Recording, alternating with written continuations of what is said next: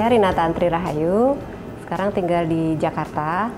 Kemudian untuk profesi sebelumnya saya bekerja sebagai VP Sales dan Marketing untuk beberapa TV station, beberapa grup seperti MNC, kemudian grup Viva, kemudian juga di Kaskus, salah satu community terbesar. Dan setelah dari MNC sempat di One Championship, itu adalah salah satu mixed martial art terbesar di Asia Tenggara yang basisnya di Singapura. Dan untuk saat ini saya menjalankan beberapa wirausaha, salah satunya mengelola kedai atau coffee shop.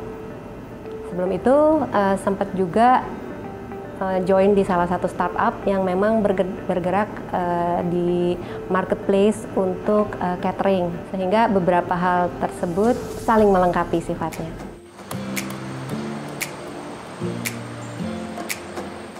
Bandung buat saya adalah kota yang sangat spesial ya, karena saya memang lahir di Bandung. Orang tua saya tinggal di Bandung, nenek saya juga memang orang Bandung, walaupun kakek saya sebenarnya orang Jogja, tapi mereka sudah tinggal dan berusaha di Bandung sejak sebelum bahkan saya lahir. Kurang lebih sudah lebih dari 50 tahun tinggal di Bandung. Kemudian SD, SMP, SMA, sampai kuliah juga di Universitas Padjadjaran di Bandung juga, sampai akhirnya istilahnya mengais-ngais rezeki baru pindah ke Jakarta. Tinggal di Jakarta sendiri berarti sejak lulus kuliah dari Universitas Padjadjaran, sekitar tahun 97.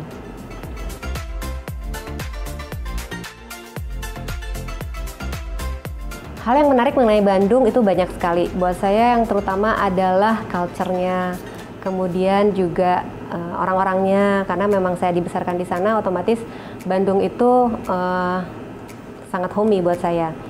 Jadi harus dirutinkan. Walaupun sekarang sudah semakin macet, tapi jarak tempuh kan juga sudah semakin cepat.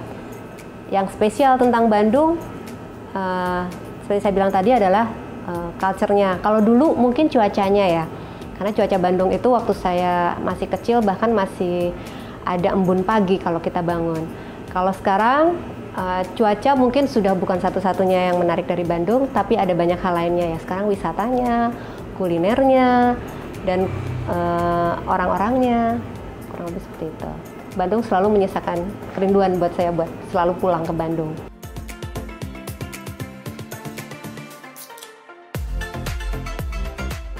Yang menarik pada saat itu buat saya Bandung itu surga buat anak muda, karena aktivitasnya banyak banget yang memanjakan anak muda. Salah satunya adalah ikut-ikutan rally, kemudian karena kelasnya wanita, jadi di Bandung sendiri nyasar, habis gitu kayak harus bongkar, pasang ban sendiri, kemudian nyasar-nyasar, nyari pos-pos yang disembunyikan oleh penyelenggara rally-nya.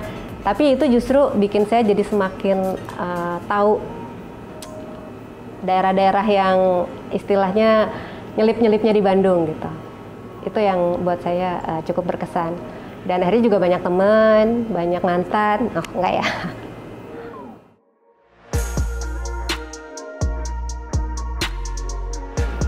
Tempat yang paling berkesan di Bandung ini salah satunya sebetulnya ya heritage juga. Di belakangnya Gedung Sate, kalau dulu itu ada tempat taman yang boleh dimasuki oleh anak muda. Jadi kita sempat masuk ke situ, kemudian bikin foto-foto yang sampai sekarang buat saya dan teman-teman satu geng SMA masih tetap kita simpan. Karena kayak memasuki daerah yang belum tentu semua orang pada saat itu bisa punya foto di situ. Itu yang pertama. Yang kedua adalah satu tempat makan yang pada masanya banyak dijadikan tempat untuk nyatain kalau anak muda zaman dulu ya, yaitu Cisangkuy. Sampai sekarang sih rasanya yogurtnya masih tetap ngangenin.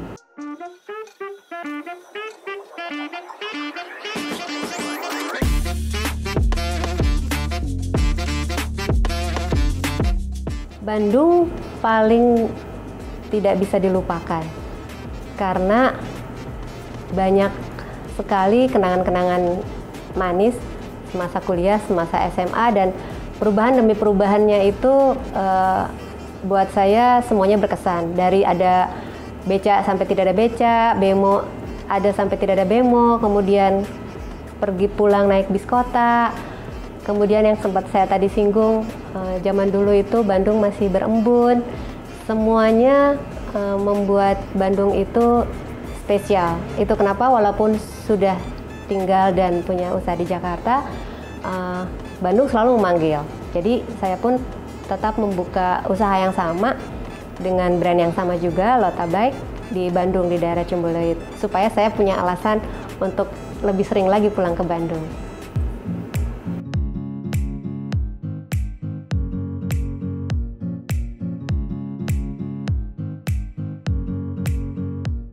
Makanan favorit Bandung itu banyak banget, tapi buat saya bukan yang selalu harus mewah.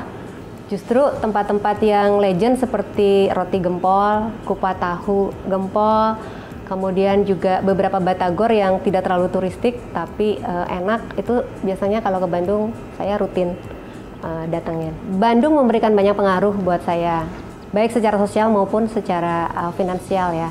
Jadi Bandung dengan karakteristik orang-orangnya, dengan culture-nya yang relatif lebih santun, kemudian lebih slow dalam tanda petik, membuat saya yang sudah sempat bekerja di Jakarta atau di Singapura merasa Bandung itu memang lebih santai. Tapi dengan demikian itu memotivasi saya untuk justru bekerja dengan lebih speed yang lebih cepat, karena yang saya tahu perbedaannya antara Bandung dengan kota-kota lainnya gitu.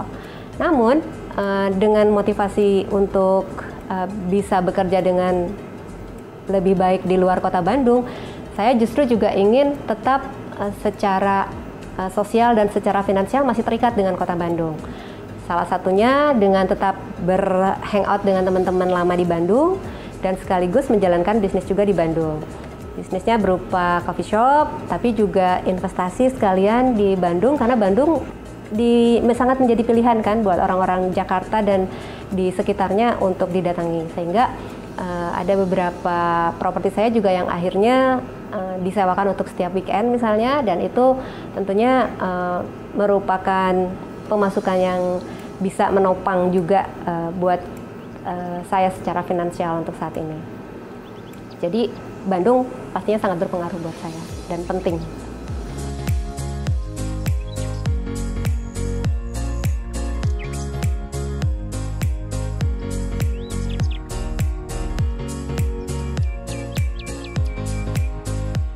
Berat meninggalkan Bandung pada saat saya baru lulus kuliah, karena pada saat itu saya juga masih punya rutinitas di Bandung, yaitu siaran di salah satu radio CV 103,7 FM di Jalan Pasir Kaliki. Jadi walaupun saya sudah bekerja secara permanen sebagai karyawan di Jakarta, saya masih tetap memaksakan untuk setiap Sabtu Minggu itu pulang karena ada jadwal siaran di radio tersebut. Walaupun sebetulnya kalau hitung-hitungan antara ongkos kereta dengan honor jam siaran di situ itu sama sekali nggak nutup gitu. Tapi ya itulah Bandung sangat mengikat buat saya pada saat itu dengan aktivitas-aktivitas tertentu yang tidak bisa langsung sekaligus 100% saya tinggalkan. Kemudian juga ada orang tua saya yang ingin sesering mungkin bisa saya kunjungi, teman-teman juga, dan hal-hal lainnya seperti makanannya, udaranya, dan lain sebagainya.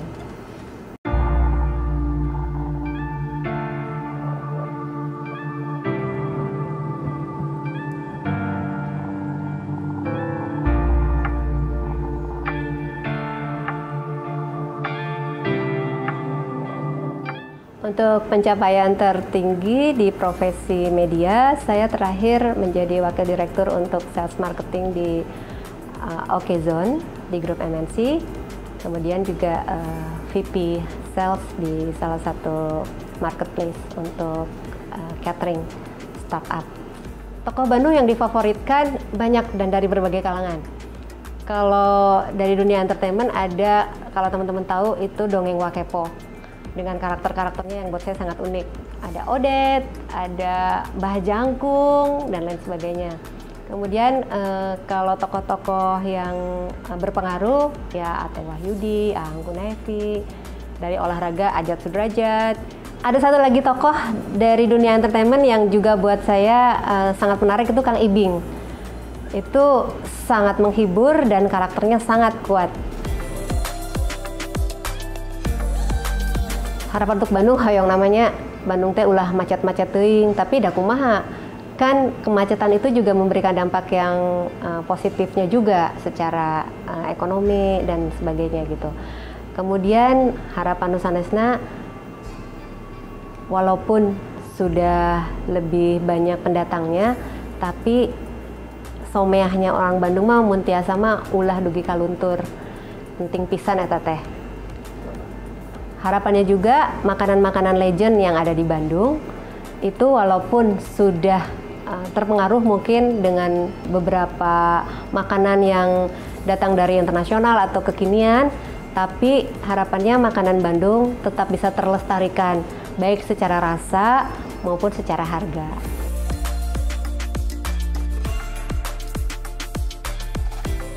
Kalau tentang alam dan lingkungan, saya juga punya harapan Bandung bisa lebih hijau lagi, apalagi kalau bisa seperti zaman dulu, embun pagi, suara burung itu masih sangat kental karena udaranya juga memang masih sejuk, dan rasanya kita semua warga Bandung bisa mengupayakan juga misalnya dengan lebih banyak menanam pohon sehingga Bandung sebagai kota kembang bisa tetap terlestarikan.